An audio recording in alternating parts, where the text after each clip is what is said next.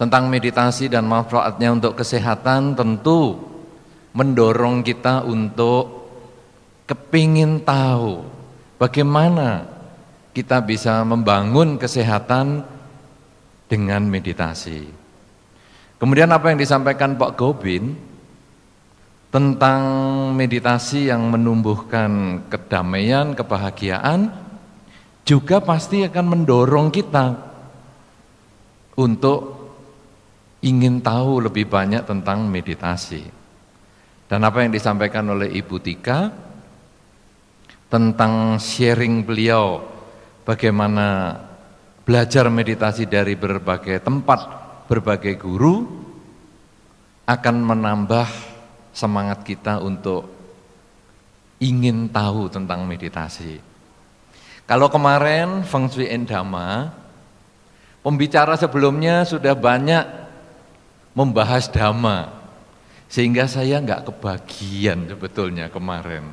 Maka kata-kata pertama saya, waduh ini pembicara lain sudah membahas Dhamma, kapling saya sudah habis. Tapi hari ini kapling saya untung masih full. Karena masing-masing, saya tadi sudah nunggu, ini mau membahas meditasi yang mana ya? Saya sudah tungguin, nggak ngomong meditasi.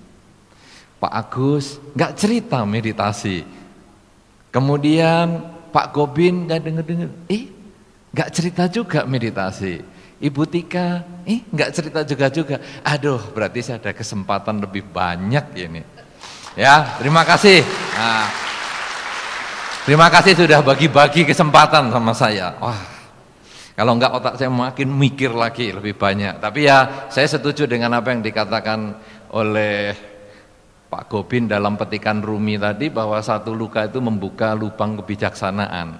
Ya, jadi dengan kalau ada orang ngomongkan tentang meditasi membuat saya jadi, wah, saya harus ngomong apa ya? Itu membuka lubang juga kebijaksanaan. Saya berarti harus ngomong yang ini, ngomong yang itu. Nah, baik. Saudara-saudara, apa yang bertiga tadi sampaikan, temanya adalah tentang meditasi. Fokusnya itu meditasi. Apakah meditasi itu untuk menimbulkan kesehatan, ketenangan, kedamaian, kebahagiaan? Itu kisah yang berbeda. Tetapi temanya semua meditasi. Kemudian saudara, kalau kita lihat-lihat dari beberapa yang tadi disampaikan oleh pembicara,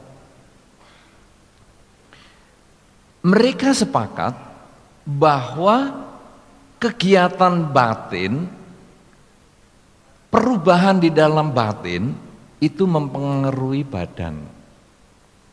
Kalau tadi Pak Agus mengatakan 70%, kemudian Pak Gobin malah menambah menjadi 90%. Ya, ada pengaruh besar batin kita ini terhadap badan. Nah, saudara-saudara, justru memang meditasi ini menjembatani antara batin dan badan. Saudara, apa yang ditemukan Sang Buddha dalam meditasi? Karena sesungguhnya kalau tadi Ibu Tika juga menceritakan tentang meditasi dengan berbagai macam cara, metode dan macam-macam, maka sebetulnya apa yang ditemukan Sang Buddha ini juga hanya salah satu cara. Sebelum Sang Buddha mencapai kebuddhaan, beliau juga sudah belajar meditasi dari berbagai tempat. Bahkan kalau Anda membaca riwayat Sang Buddha, ada Udaka Ramaputta dan Alara Kalama, itu yang sudah benar-benar mahir dalam meditasi. Nah, sekarang saya akan membahas tentang meditasi yang ditemukan oleh Sang Buddha. Saudara, sebelum menjadi Buddha, beliau adalah Pangeran Siddhartha. Kenapa beliau meninggalkan istana dan kepingin bertapa? Karena beliau melihat tua, sakit, dan mati.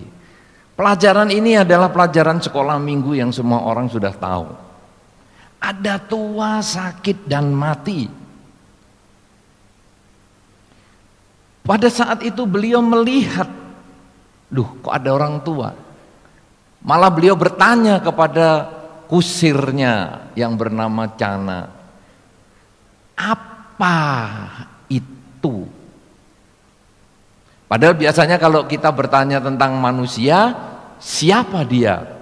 Kenapa dia? Tapi Pangeran Siddhartha bertanya, apa itu? Seperti apa ini? Botol. Apa itu? Gelas. Apa itu? Cana berkata, orang tua, Tuan. Hah? Orang tua? Saya bisa tua? Bisa. Timbul kegelisahan. Kemudian jalan lagi.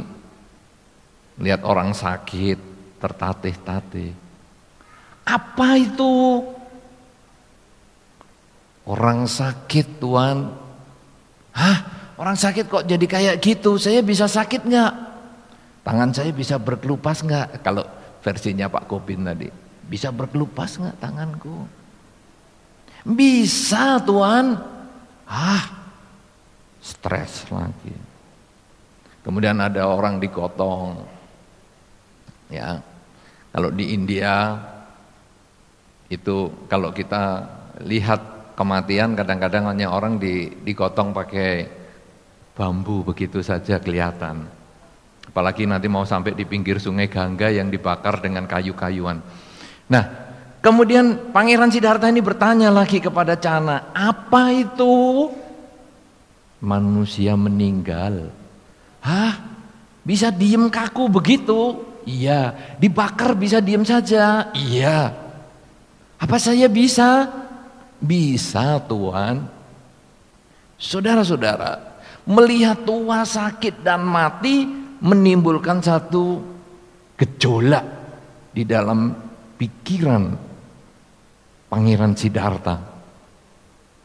Kalau tadi Pak Kobin, gejolak itu muncul ketika orang tuanya meninggal.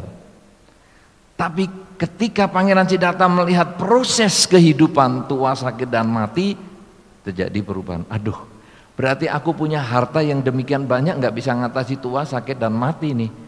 Aku punya kekayaan yang luar biasa, istananya 3 nggak bisa ngatasi. Kemudian aku punya kedudukan sebagai pangeran nggak bisa ngatasi. Aku punya keluarga, istri yang cantik juga nggak bisa ngatasi. Saudara-saudara, timbul rasa gelisah. Kemudian beliau meninggalkan istana.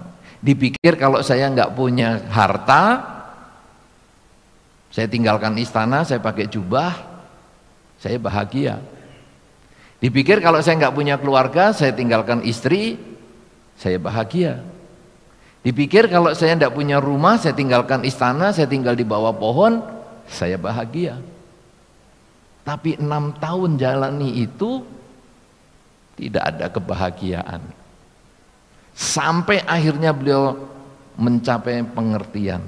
Bukan karena punya harta, bukan karena melepaskan harta, tapi adalah kemampuan untuk melihat jalan tengah. Nah, saudara-saudara, ketika beliau mengerti tentang jalan tengah ini, beliau mencapai kesucian yang disebut mencapai kebudaan. Kebudaan.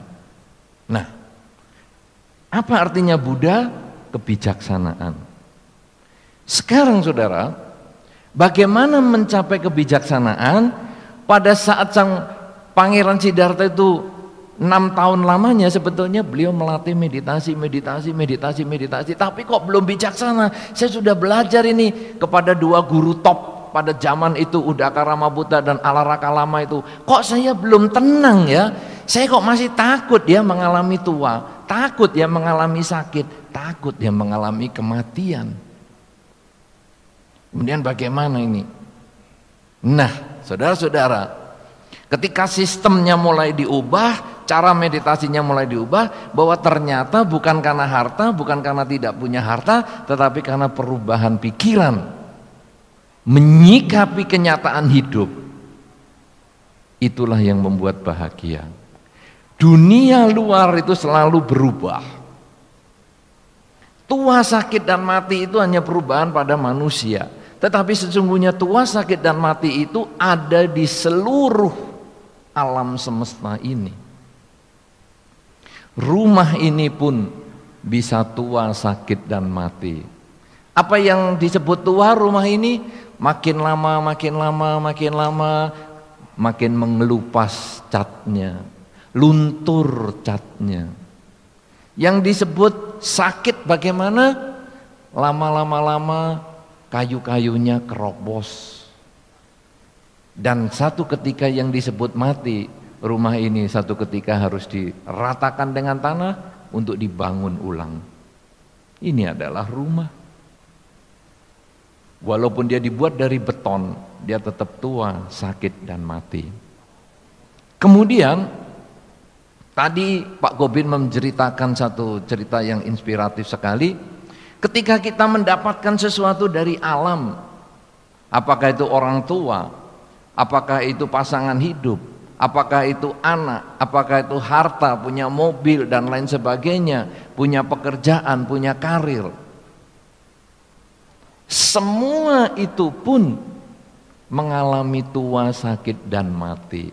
Mobil kita mengalami tua, sakit, dan mati. Mobil tua bagaimana? Lama-lama ngadat, ya, jalannya sudah tidak sekencang waktu baru.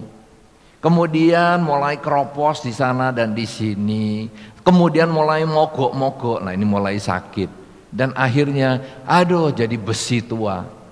Matilah mobil. Karir kita juga demikian. Karir pertama, semangat. Satu ketika kemudian kita akhirnya, aduh, lama-lama males juga ya kerja beginian ini. Mulai mengalami ketuaan. Kemudian mulai tidak masuk kerja, kadang-kadang seminggu hanya masuk 2-3 kali, mulai mengalami sakit. Dan akhirnya sudahlah, saya mengundurkan diri saja dari pekerjaan ini. Mengalami kematian. Tua, sakit, dan mati bukan hanya karena manusia saja, tapi itu alam semesta. Yang kalau tadi dicontohkan atau diistilahkan oleh Pak Gobin adalah buta kala atau betara kala, dewa waktu. Nah, saudara-saudara, sekarang apa yang ditemukan oleh Sang Buddha pada saat melihat proses itu? Ajaran Sang Buddha, kalau dikatakan dalam satu kata, sebetulnya hanya mengatakan siaplah menerima perubahan. Hanya satu kata itu, siaplah menerima perubahan. Karena perubahan adalah milik alam semesta ini. Sikap mental kita menghadapi perubahan itu adalah milik kita. Tadi Pak Agus sudah bagus sekali menyampaikan itu, bahwa semua alam ini ya begitu saja, apa adanya itu. Tapi sekarang bagaimana kita? Kita mau dengan rasa suka, dengan tidak suka, atau dengan tadi istilahnya buruk, tidak buruk, dan lain sebagainya. Itu hanya itu aja. Terimalah. Kalau kita lihat, terimalah perubahan ini. Kesiapan menghadapi perubahan. Hanya itu saja. Ada pertemuan pasti ada perpisahan, ada untung, ada rugi, ada kelahiran, ada kematian. Selalu ada perubahan. Saudara-saudara, begitu saya mengatakan ajaran Sang Buddha dalam satu kalimat adalah siap menghadapi perubahan, maka sesungguhnya Anda sudah bisa menjadi penasehat-penasehat ulung. Menasehati teman Anda mahir sekali. Begitu ada orang yang sakit, tenang. Hidup kan perubahan. Dulu kamu sehat, kenapa kamu nggak protes? Sekarang sakit, baru stres. Salah dong. Coba umurmu sudah 20 tahun, sakit baru 15 hari. Sehatnya itu 20 tahun, sakit 15 hari, kok protes? Siaplah menghadapi perubahan. Itulah ajaran Sang Buddha. Tenang. Si sakit tinggal, sudah. Kemudian ada orang mengalami kerugian. Aduh, bagaimana ini rugi? Loh, kamu nggak ingat satu kata atau satu kalimat intisari agama Buddha adalah siap menghadapi perubahan. Masa ada orang kerja mintanya untung terus? Ya pasti dong ada satu ketika rugi. Makanya kalau kamu sudah untung harus bersyukur. Rugi juga tenang aja. Karena ini memang hidup adalah perubahan. Ini kalimat yang mencerminkan intisari agama Buddha. Tenang dia. Wah, kita bisa menjadi penasehat. Apa saja masalah manusia, langsung kita bisa nasihati dengan baik. Ada kematian, ada ditinggal pacar, ada ujian gagal. Itu kata-katanya sama. Siaplah menghadapi perubahan. Bisa lakukan itu? Bisa menjadi penasihat yang baik? Bisa, bagus. Saya yakin pasti bisa. Karena Anda melakukan itu di kehidupan sehari-hari. Problemnya saudara, ternyata kita juga tidak lepas dari masalah itu. Kita bukan hanya penasehat yang baik, orang lain yang ngalami, tetapi kita juga bisa ngalami. Ketika kita mengalami kerugian pekerjaan, kita stres. Orang lain menasehati, yang tadi tentang pekerjaan itu menasehati kita. Loh, kamu kan dulu sudah nasihati aku. Katanya hidup itu memang kalau kerja ada untung ada rugi. Kok kamu sekarang rugi, kok stres? Ya kamu ruginya cuma sedikit. Aku ini loh, aduh miliat-miliatan. Kita ada self defense mekanismenya. Kita menolak itu karena kita merasa aku tidak seringan kamu problemnya. Kemudian kita putus cinta. Orang yang putus cinta dulu yang kita nasihati, tenang, ada pertemuan pasti ada perpisahan. Kemudian nasihati kita juga, tenang, ada pertemuan ada perpisahan. Iya kamu dulu bercinta itu kan modalnya kecil. Aku investasinya besar nih. Bagaimana kamu suruh relakan apanya? Enak saja, situasi kita beda kok.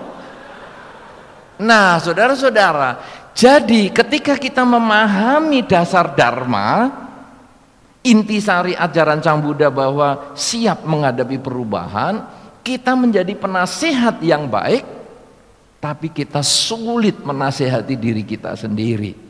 Kita sendiri sulit menerima itu sebagai kenyataan ada perubahan itu.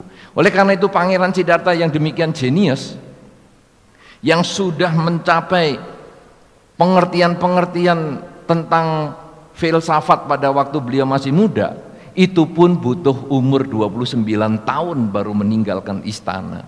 Kita kadang rambutnya sudah putih pun masih selalu hanya menasehati orang lain, sulit untuk memahami perubahan pada diri sendiri. Nah, saudara-saudara sekarang, bagaimana supaya kita tidak hanya mahir menasehati orang, tapi kita juga mahir untuk memperoleh kebahagiaan sendiri. Kebahagiaan yang tentu nanti bisa berdampak pada kesehatan.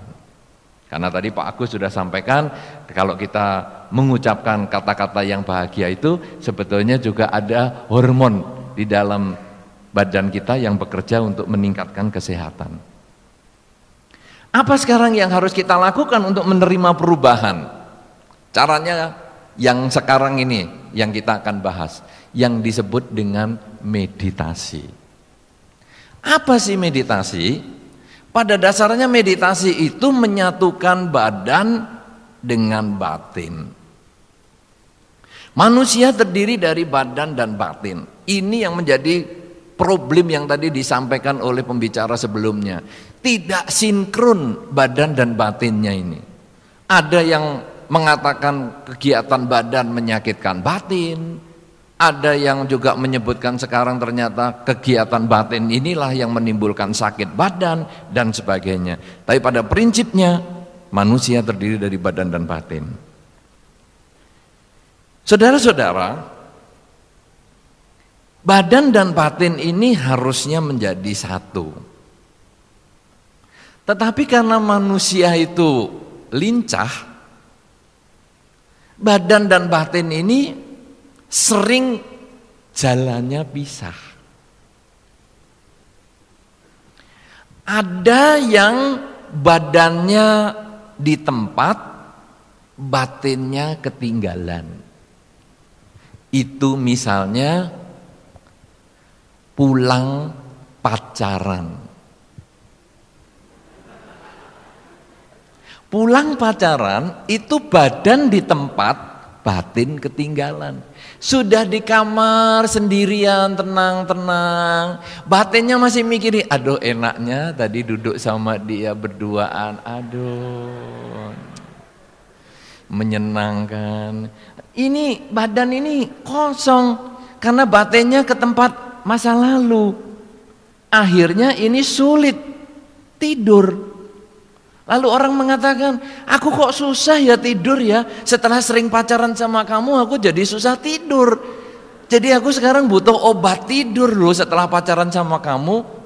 Lah akhirnya badan ini yang diobat tidur, batinnya dibiarkan jalan-jalan. Begitu bangun, aku kok tegang ya mukaku. Karena yang tidur hanya badannya, batinnya jalan. Nah, kemudian ada badan. Kalau tadi kan badan mendahului batin, badannya di sini, batinnya yang tadi pacaran, gini gitu dan sebagainya. Ada badan ketinggalan dengan batin. Kalau tadi masalah pacaran, kalau sekarang masalah besok acara pernikahan. Siapa yang sudah menikah dan malamnya persiapan pernikahan itu sulit tidur? Wah, hanya satu orang, yang lain belum menikah semua loh ternyata. Atau reaksinya lambat. Apa ya? Dulu saya gimana ya? Loh lah menikahnya dulu paksaan sih. Jadi sudah nggak sempet mikir apa-apa, tahu-tahu hari ini ya menikah langsung. Oh ya. Pagi diomong siang langsung menikah. Waduh, payah dah. Saudara-saudara, kalau tadi pacaran memikirkan, aduh tadi duduk berduaan di bawah pohon mangga dan lain sebagainya. Tapi sekarang kalau menikah, badannya di sini, di kasur, tapi batinnya ke masa yang akan datang. Duh, besok gimana ya? Besok kalau ketemu si A mantan pacar tuh gimana ya? Besok saya kalau sama orang tua atau calon mertua atau sama mertua bagaimana ya? Saya harus merangkul atau mencium pipi atau bernamaskara atau apa? Sulit tidur juga. Ayo, siapa yang mau menikah dan sulit tidur? Nggak ada juga toh? Kayaknya belum menikah semua. Aduh, payah dah. Saudara-saudara, ini adalah satu contoh badan yang tidak sinkron dengan batin.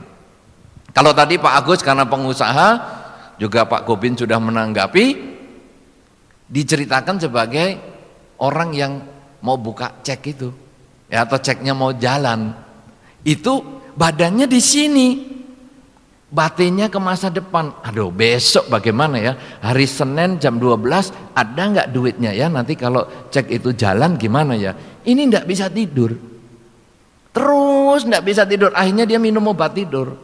Begitu minum obat tidur memang dia tidur karena badannya dilemahkan, sarafnya dilemahkan, tetapi pikirannya jalan terus sehingga bangunnya juga capek. Saudara-saudara, inilah sesungguhnya akibat. Ini kalau saya ceritakan banyak sekali akibat dari badan dan batin yang tidak nyambung. Meditasi adalah jembatan untuk menyambung badan dan batin. Bagaimana caranya? Sangat sederhana. Meditasi apakah langsung bisa sehat? Apakah bisa bahagia? Bisa, ketika Anda mengetahui cara mengikat badan dengan batin ini. Gimana sekarang cara ngikatnya? Sangat sederhana. Tadi Pak Gobin sedikit menjelaskan tentang meditasi jalan. Oh, Ibu Tika tadi yang menyampaikan. Kanan, kiri, kanan, kiri, kanan, kiri. Ini sebetulnya kegiatan melangkah kanan kiri adalah badan. Kanan, kiri, kanan, kiri, kanan, kiri. Sering sekali batin ke tempat lain. Ketika kaki melangkah ke kanan atau kaki kanan melangkah, batin ke tempat yang lain. Sekarang pada waktu kita meditasi, kita berusaha batinnya mengenali kanan kiri, kanan kiri, kanan kiri, kanan kiri. Atau yang paling sederhana adalah merasakan nafas. Saudara-saudara, tadi Pak Gobin menjelaskan dengan baik sekali contohnya tentang tisu itu tadi. Menarik sekali. Tadi yang sudah dapat tisu tadi, masih ada nggak orangnya di sini? Ah, masih ada ya? Sudah tahu rahasianya? Belum, lebih bagus. Ya, lebih bagus itu.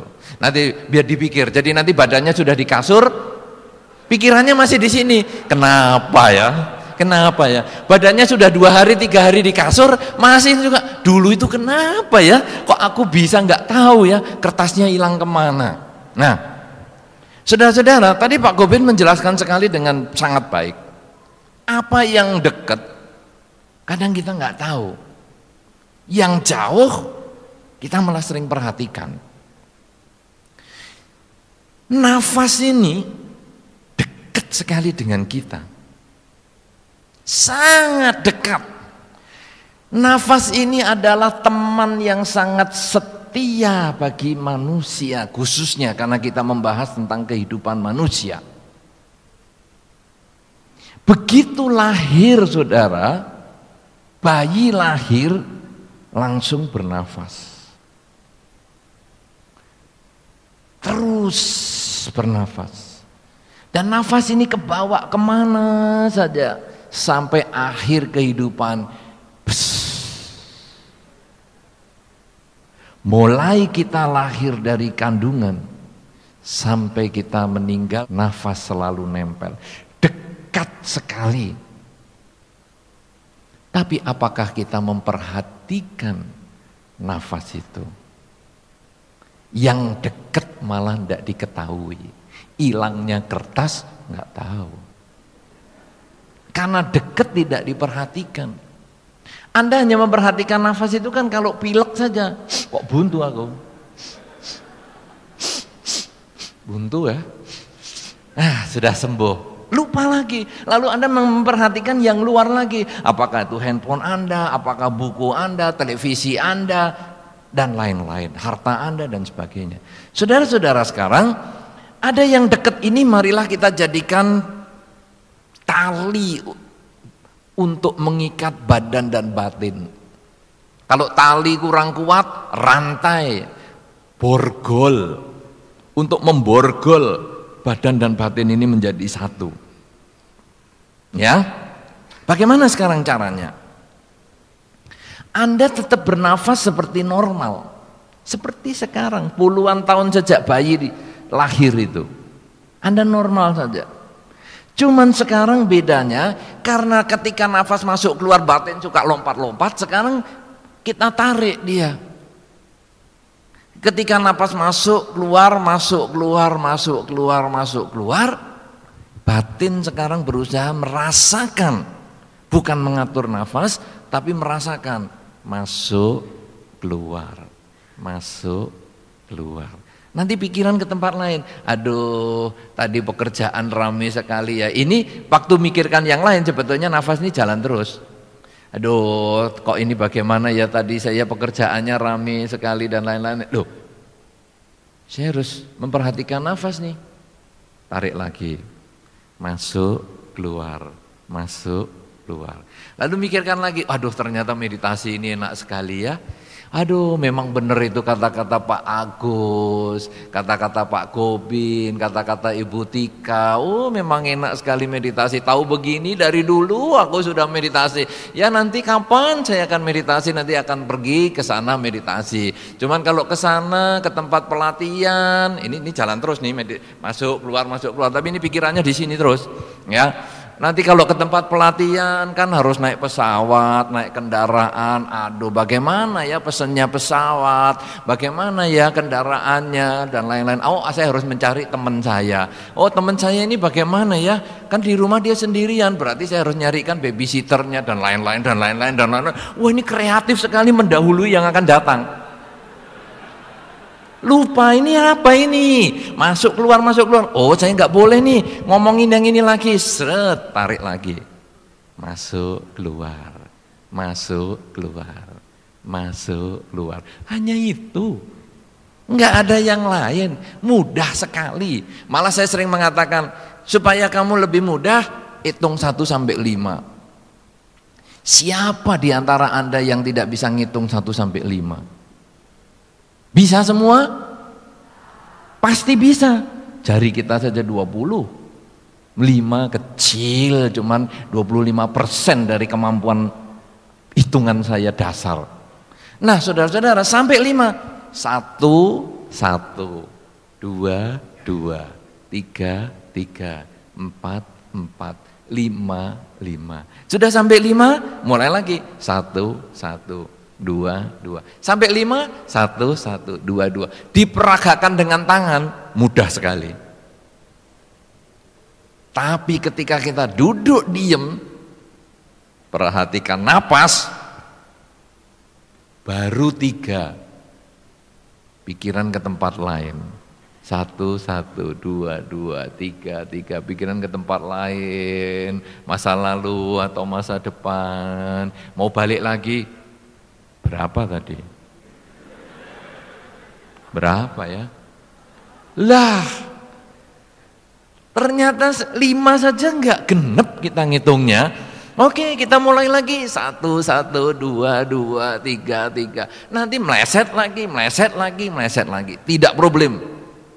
Ada beberapa orang mengatakan, Bante, setelah saya meditasi kok jadi kacau ya Bante. Saya kok nggak bisa ngitung 1 sampai 5. Normal, itu bagus. Kenapa? Berarti Anda menyadari nggak bisa ngitung sampai 5 terus-terusan. Itu saatnya untuk Anda balikkan lagi. Yang lebih celaka, suruh ngitung sampai 5, meditasi selesai. Bagaimana tadi? Bisa ngitung? Nggak sempet ngitung Bante saya tadi. Pokoknya pikiran jalan aja, saya biarin aja, sudah terserah dia mau kemana. Saudara-saudara, orang yang seperti ini lebih parah. Karena itu, ini sebetulnya hanya objek saja, alat saja. 1, 1, 2, 2, dan seterusnya.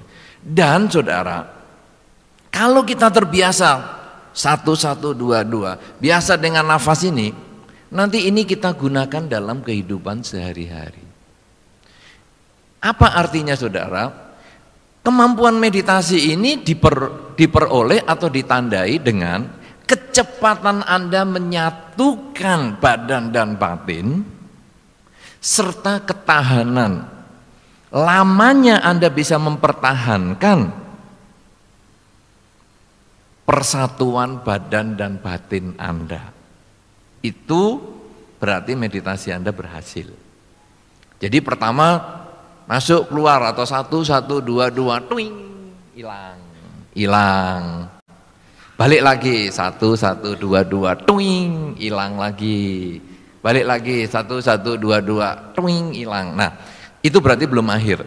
Tapi begitu 1, 1, 2, 2, 3, 3, 4, 4, 5, 5. Sudah mulai 5 sampai nanti 3, 4 kali 5, kemudian baru hilang, berarti Anda sudah ada kemajuan. Ya, kemudian nanti makin lama, 30 menit Anda meditasi. Kira-kira 25 menit Anda bisa mempertahankan badan dan batin Anda ini menjadi satu, berarti Anda sudah termasuk oke meditasinya. Nah, saudara-saudara, tadi beberapa kali Pak Agus, Pak Gobin, yang Ibu Tika juga tadi yang mengikuti meditasi pada pagi hari tadi, sudah menyampaikan bahwa kita latihan meditasi secara rutin, pagi bangun tidur, malam mau tidur. Ini tujuannya apa? Kita hanya melatih saja, mengikat badan dan batin ini. Pagi bangun tidur, malam mau tidur itu hanya mengikat badan dan batin ini. Jadi pagi setelah kita bangun, saya menyarankan Ya bangun kemudian ada gosok gigi dulu ya. Kadang-kadang beberapa orang bangun kemudian meditasi sambil bersandar di bantalnya. Masuk.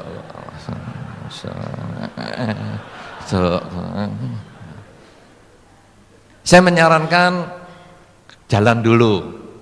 Cuci muka, mandi, gosok gigi, kemudian mulai duduk. Jadi seger, pikirannya fresh.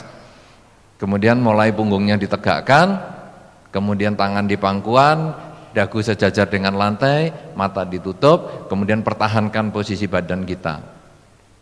Jangan bergerak, kemudian kita mulai mengamati. Masuk, keluar, atau 1, 1, 2, 2, 3, 3, 4, 4, 5, 5. Kalau kita rajin melakukan itu dalam 3 bulan saja, itu kita terbiasa, langsung tahu. Oh, caranya ngunci pikiran itu begitu. Dia seperti ada locknya. Ya, Anda akan terbiasa nanti. Kalau yang belum biasa nyarinya susah. Gimana ya? Meleset lagi, meleset lagi, meleset lagi. Tapi begitu Anda sudah terbiasa, tok, sudah begitu duduk, plek, nyambung. Nah, kemudian sudah bisa masuk, ngelok, kemudian bertahan lama. Itu setengah jam. Pagi bangun tidur, malam mau tidur. Kalau ideal sebetulnya 1 hari 2,5 jam. Pagi 1 jam, sore habis mandi setengah jam. Ya, atau 1 jam habis mandi, malam setengah jam. Sekarang saudara, apa yang kita lakukan berikutnya? Kalau tadi waktu pagi dan malam masuk keluar nafas, kemudian 1, 1, 2, 2, 3, 3. Sekarang dalam kehidupan sehari-hari, perhatian pada nafas ini yang diganti dengan kesibukan fisik Anda yang lain. Anda membaca, ikutlah batin Anda membaca. Berapa banyak orang membaca koran, bahkan yang mudah itu kan hanya koran itu. Ya, baca koran sulit untuk mengerti apa yang dibaca. Karena mata membaca, pikiran ke tempat lain. Tadi ada pengumuman, mobil ditinggal, dikunci, mesin dimatikan, lampu tidak dimatikan. Apa itu sebabnya? Karena pada saat mematikan mobil, dia pikirannya ke tempat lain, sehingga lampunya belum dimatikan juga.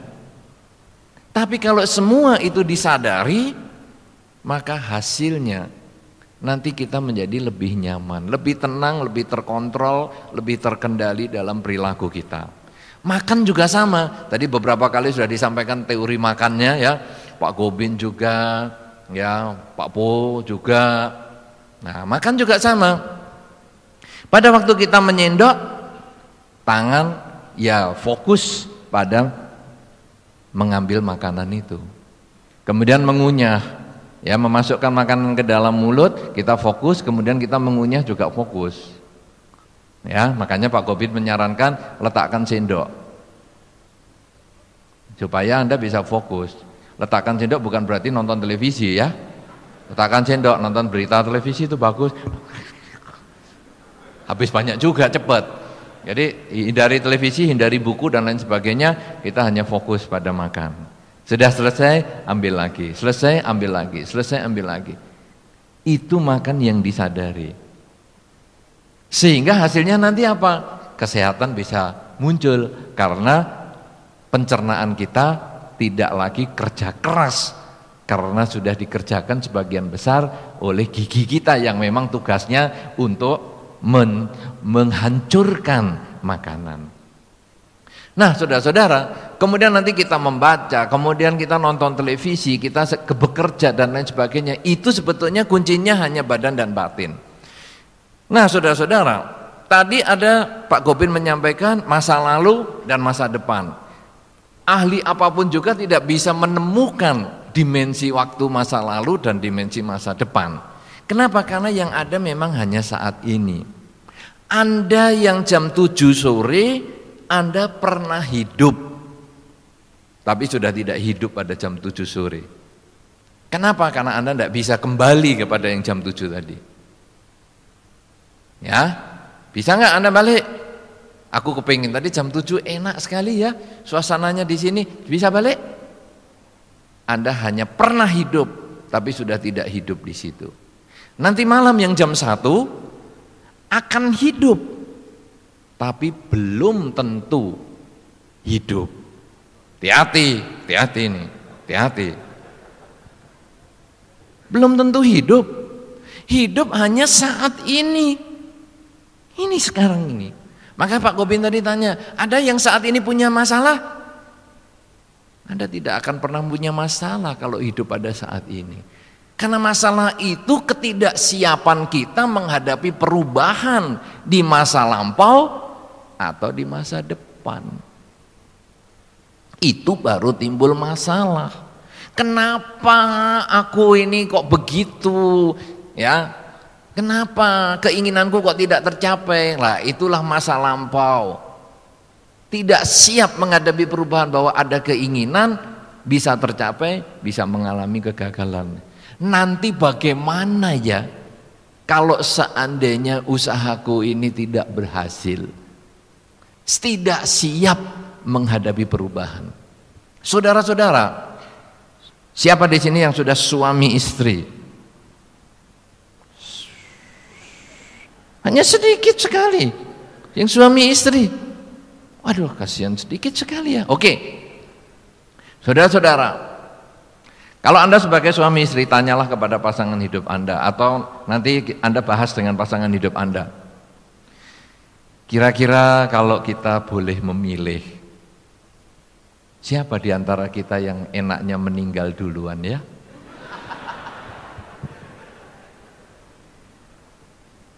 Apa kira-kira? Kalau Anda ditanya, siapa di antara kita berdua yang kira-kira mau meninggal duluan, kamu atau saya? Anda jawab apa? Saya, semua jawab saya. Jarang ngomong, ya kamu aja duluan. Saya duluan. Kenapa saudara? Karena ditinggal itu lebih menyakitkan daripada yang meninggalkan. Anda yang anak kos, misalnya dari Jambi ini mau sekolah di Jawa dan lain sebagainya. Wah, di sana happy sekali. Tiap malam ngerumpi, nongkrong di trotoar, wah nangkring di warung-warung, di kafe-kafe. Sewantai, enggak BB, enggak SMS sama orang tuanya, enggak telepon. Tapi orang tuanya yang di sini yang ditinggal, stres. Anakku gimana ya? Kok enggak ada kabar ya? Gimana ya?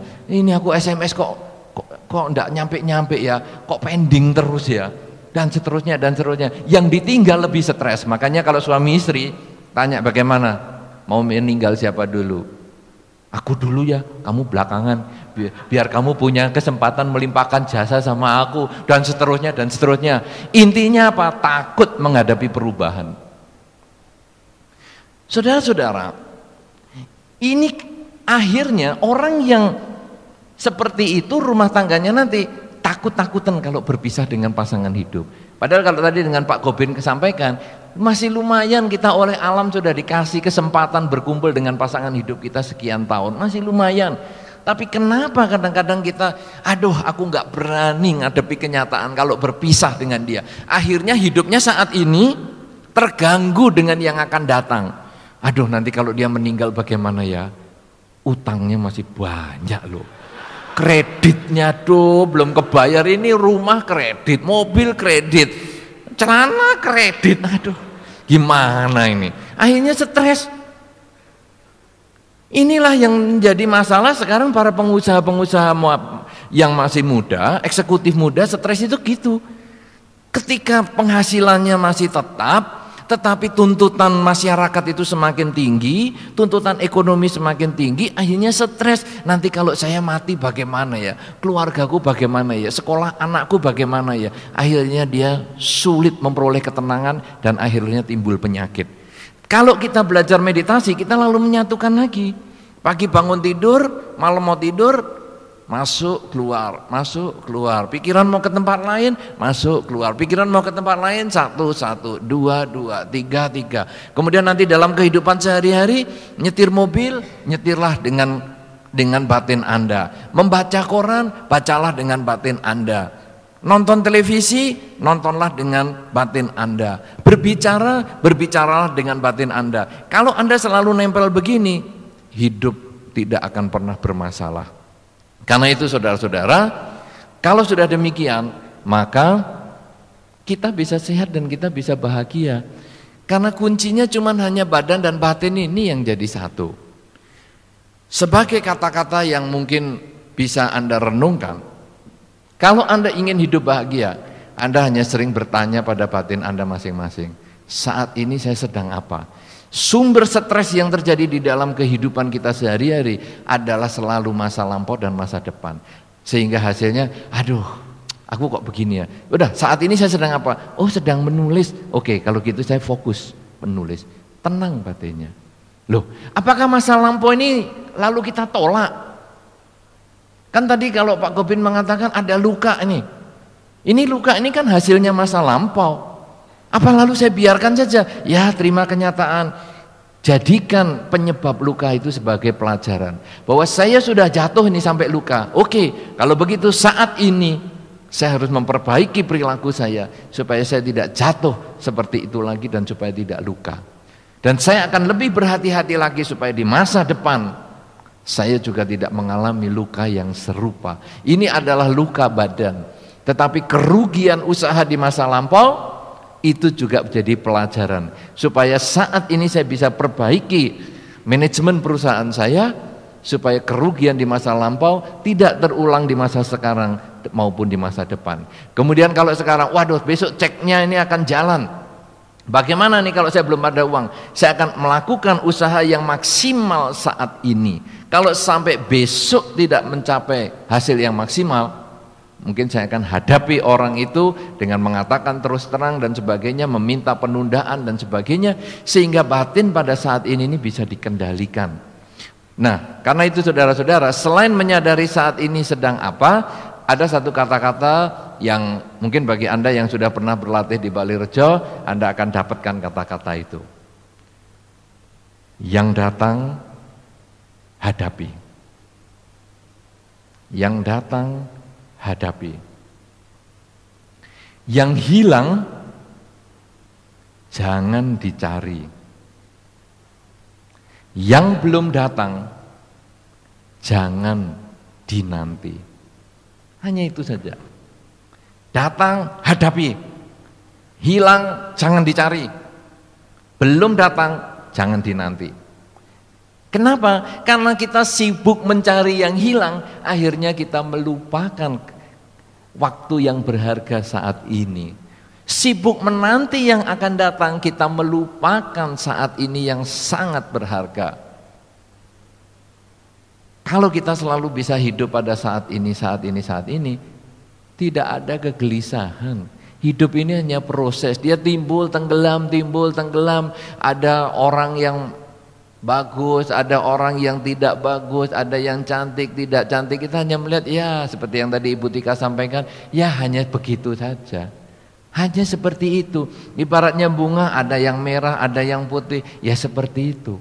Kalau kita sudah selalu sadar pada saat ini, batin menjadi tenang, kesehatan pun bisa menjadi terjaga. Itu adalah manfaatnya, dan itu kalau terus kita lakukan kesadaran setiap saat, sampai nanti hasilnya adalah, kalau tadi dikatakan bahwa kesadaran kita ada 5%, 95% di bawah sadar.